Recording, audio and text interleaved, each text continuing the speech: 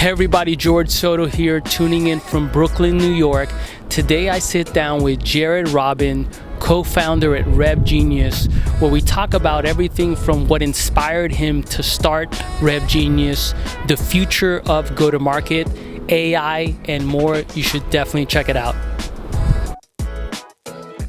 So community initially evolved in becoming the most popular thing in the space 3 to 4 years ago, where every SaaS company would either try to build their own or spend quite a bit sponsoring other communities. And that was big.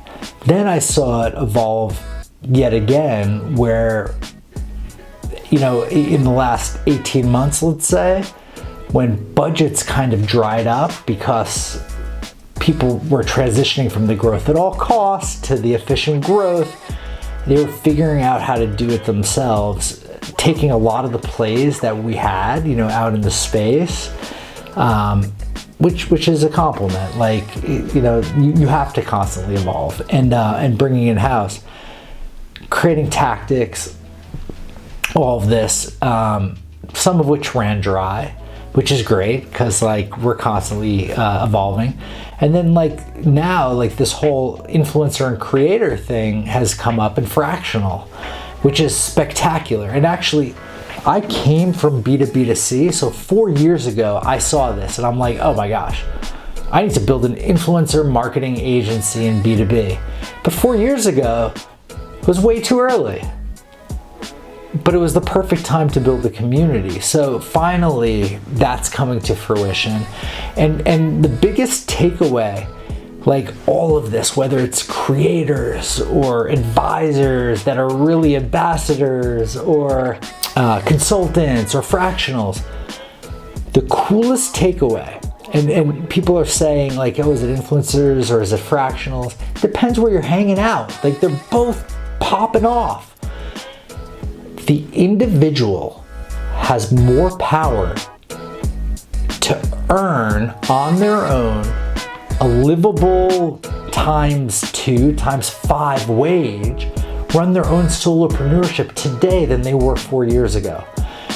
From a business standpoint, tapping into these people allows more flexibility in the business, right? You don't need a W-2 employee. You have a fractional, pay them a fractional cost, even if it is still a high cost, to have somebody for a smaller period of time and then forever, and set your company up to test different things, create playbooks from people that have seen it a dozen times and then leave, and then set yourself up for success without having exorbitant payrolls and stuff.